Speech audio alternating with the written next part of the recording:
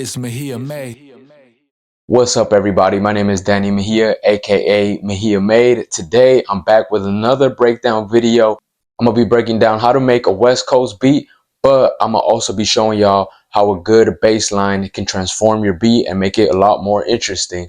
So let's go ahead and get started.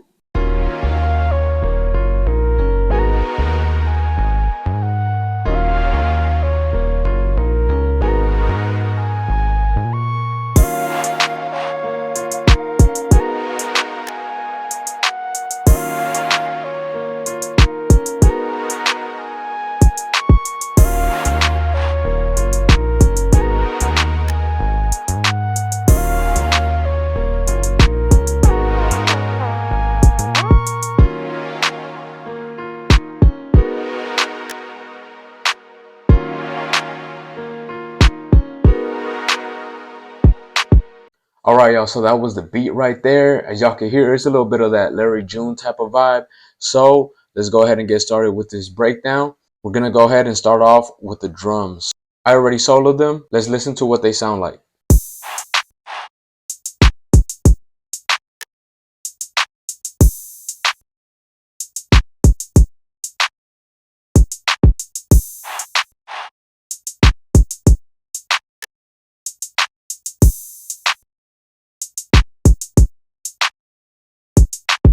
So as y'all can tell, it's not too much going on.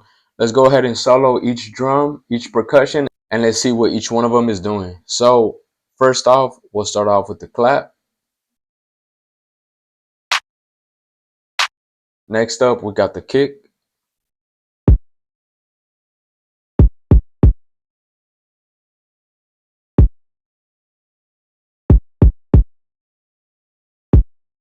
The hats.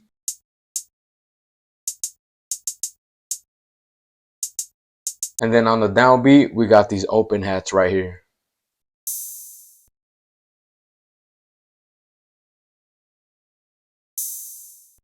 Next up, we got these vocal chants.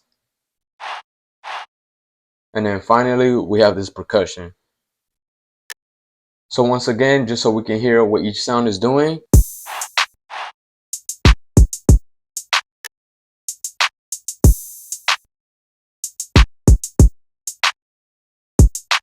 So as far as arranging the beat, because I'm not using too many drum sounds this time for this beat, one of the things I did is just take out some of the elements. So for example, right over here in this verse section, y'all can tell that there's no hi-hat playing. So I'm gonna go ahead and play that for you guys and let's listen to what it sounds like.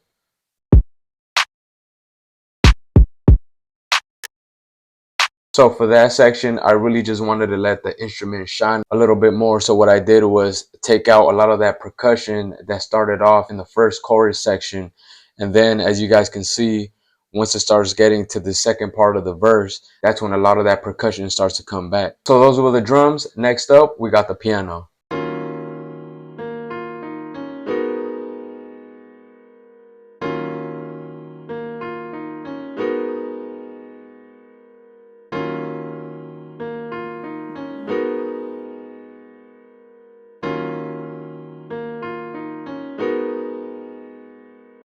So what I did to get this piano sound, what I first did is I actually played it in my Arturia MK2. It's a little mini keyboard.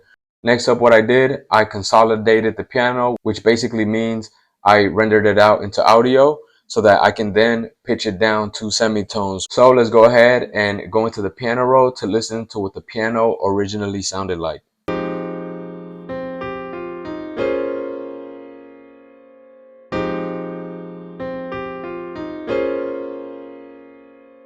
So just like with the drums, this is a super basic piano melody. So next up is this lead sound over here. The piano already had some melody to it, but I wanted to add an extra lead on top of that to make it a lot more catchy. Let's listen to how this lead sound complements the piano.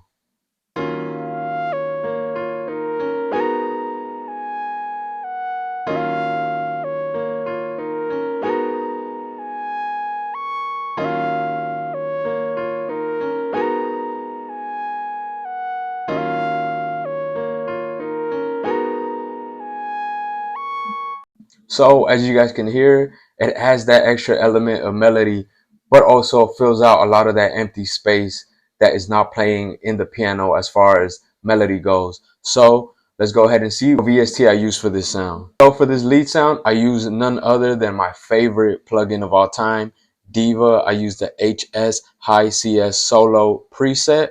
From what I remember, I didn't really adjust any of the settings, but let's go ahead and dive into the effects and see what I added. All I added was this Pancake 2 plugin just to have the sound moved a little bit from left to right, make it just a little bit more interesting because it is a repetitive melody. So the next thing I did to this sound is take out that low end all the way up to 159 hertz. All right, you guys, and before we get any further into the video, let me know in the comment section down below, are there any bass lines that stand out to you guys? For one, I'm gonna go ahead and say Corrupt, We Can Freak It. To me, that's an iconic bass line. It definitely has influenced a lot of West Coast beats. So I'm gonna go ahead and go with that one. Let me know what you guys think. All right, the next sound up is this pad over here. I'm gonna go ahead and solo that.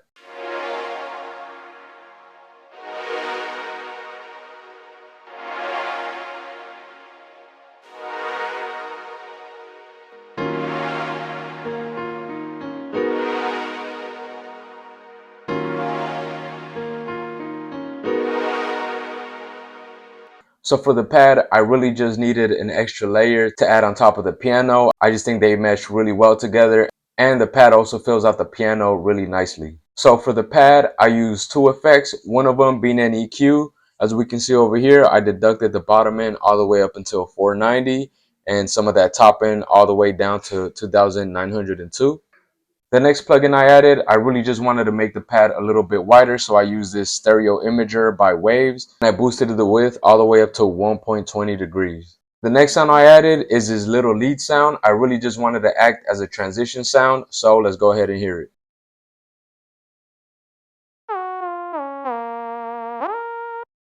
So the VST I use for this lead is none other than Hive 2. I use the XS Holla Lead preset. And the only thing I did to this lead sound is pan it 35% to the left, and I deducted some of that low end up until 90 hertz. And of course, y'all know I love my transition sounds. I use this sound for the chorus and second part of the verse section. So let's go ahead and listen to what it sounds like.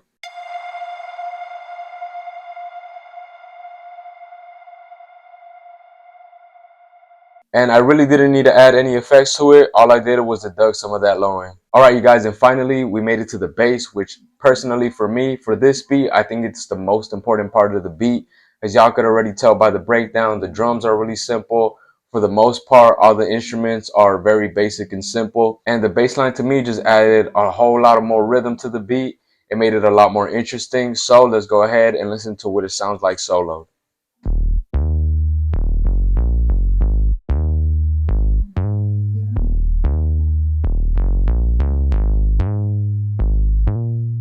So yeah, you guys, is a basic 4-bar loop, but to me, it does a whole lot to this beat. It gives the beat a lot of rhythm. It has a lot of that low end that we tend to look for in West Coast beats, especially modern West Coast beats. The VST I use for this bass is, of course, one of my favorite plugins, Diva. I use the HS flat bass.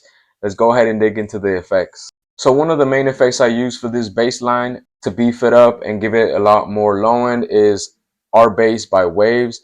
What I ended up doing is moving down the frequency over to 41 hertz, and then I boosted the intensity all the way up to 1. I'm gonna go ahead and play the bass line along with all the other instruments, and let's see what that sounds like.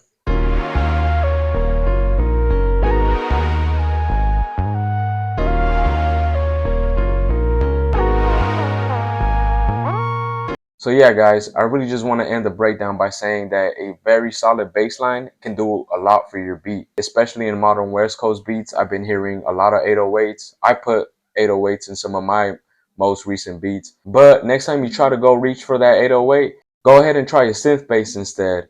Really try to add some more rhythm to the beat, make it a lot more interesting, make it different than what a lot of the other beats are sounding like from other producers. And trust me, y'all, that's really going to help your beat stand out a lot more.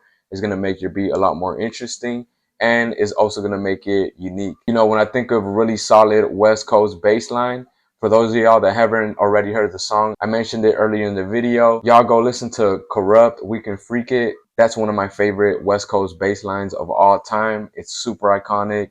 Shout out to DJ Battlecat. His beats still inspire producers to this day. He definitely inspired me. So before y'all go reach for that 808, go ahead and try your synth bass. Try to switch it up and see what that sounds like. So I'm gonna go ahead and play the beat one more time. And what I want y'all to listen for is listen to the pockets that the bass line fills in.